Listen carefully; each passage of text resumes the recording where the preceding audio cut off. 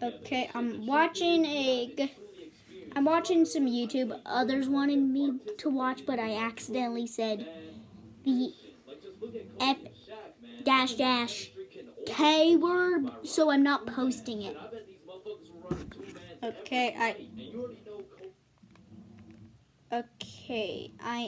gonna make you watch what they were gonna watch. The sun's really bright. I know, you're gonna get blinded.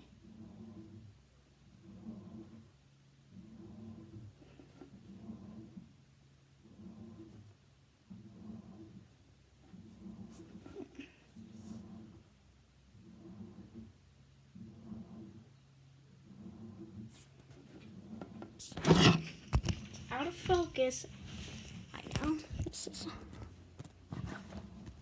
a blinding window, but I'm trying to show you. It's nice outside. It's nice and good outside. Okay. Video's been waiting a bit too long.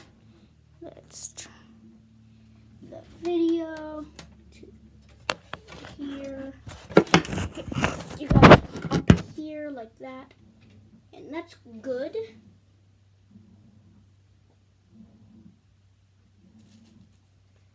Oh, see the reflection, but there's levels to friendships. I mean, you could have known your homie since you were 2 years old. You could have lived together. I mean, you could have survived the whole zombie apocalypse together. But shit, the truth is, you haven't truly experienced brotherhood until you and your homie have participated in a two-man mission. Like, just look at Kobe and Shaq, man. That type of chemistry can only be achieved by running a two-man. Shit, I bet these motherfuckers were running two-mans every night. And you already know Kobe was laying down that mama mentality while Shaq had his girl, kneeling. But for those of you who may be wondering, James, what the hell is a two-man mission? Well, I'm glad you asked. It's quite simple, really. It's when you're gonna link with a girl, but you bring your homie and she brings her homie. And what this does is it sets an environment when you and your homie can dribble, pass, alley-oop, and ideally dunk that shit. Now, don't get me wrong, it's simple, but not easy. I remember my first two-man mission like it was yesterday. It took place when I was in grade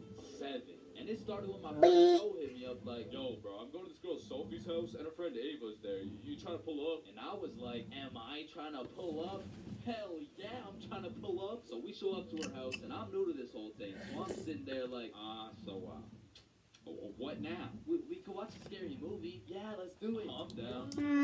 Well, actually, personally, I'm not a big fan of scary movies. Man, shut the fuck. So we're watching this scary movie, and to be honest with you, it was simply the best scary movie I'd ever seen in my entire life. So I was really getting invested in this plot. And they were like, oh God, I'm scared. And that shit went way over my head. Well, why? It's not even at the scary part yet. And then only 30 minutes into the movie, Joe and Sophie are like, yo, we'll be right back. Okay. Do you guys want me to pause the movie?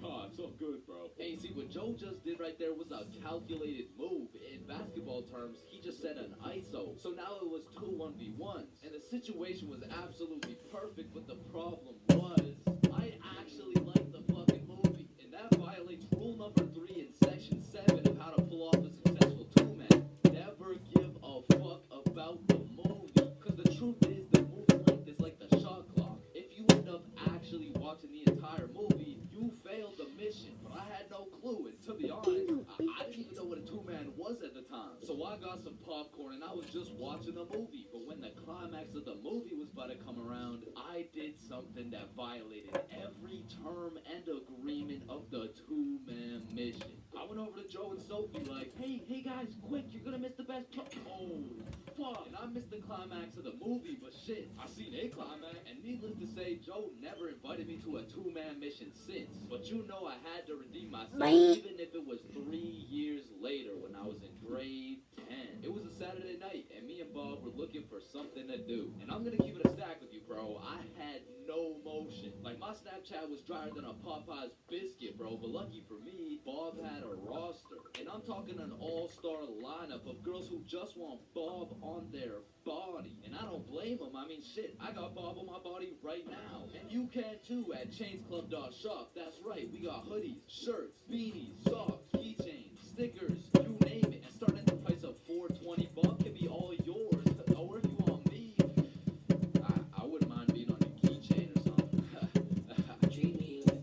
So as I was saying, me and Bob were bored. So Bob hits up this girl named Avery, like, what are you doing right now? And she's like, just chilling. Who you with? My friend Alice. Let's link. I'm with my homie. Okay, is he cute? Cute as hell. Okay, come over. And I'm excited as fuck. So we get Bob's sister to drive us to Avery's crib. And as we pull up to her house, I remember a crucial detail that I've been forgetting this whole time. I was scared of the hose. And as we walked up to her door, I was starting to get flashbacks of me and Joe's two men, where Joe tossed up an alley-oop for both of us, and I blocked his shot, metaphorically and literally. And as I'm psyching myself up, Bob calls Avery to tell her we're here, and she's like, so, my parents are asleep, so you're gonna have to come in through my window. Shit. So we walk around the side of the house to Avery's room, and lucky for us, there's this big-ass window, and I'm like, yo, can you open it so we can get in? And she's like, it is open. Bro, only this tiny-ass rectangle in the top left was open at a 60-degree angle. But that was our only way in, so I helped Bob up and through the window. But now I gotta get up there, and I'm bigger than Bob, so I put my head through, and I'm trying to slowly creep into the room, and then I lean just a little too far, and I'm headed face first onto Alice's hardwood floor. And listen, Bob has come in clutch many times. He saved me from drowning, coyotes, getting in trouble, but out of all these things, I'm most grateful for Bob catching me as I fell through this fucking window. Because drowning and dying would have been pretty bad, like boo-hoo, rip chains, you know what I'm saying? But imagine falling through a window and hitting shit face first in front of the hose. Like, I would have preferred the drowning, bro. But after that close call, I was a little flabbergasted, you know what I'm saying? But Alice had the audacity to ask me this loaded-ass question, like, oh, hey, what's your name? Me? Yeah, you? The name's for real. Chains for real. Nice to meet you, Mr. For real. I'm Alice. And so we all just start talking. Bye-bye.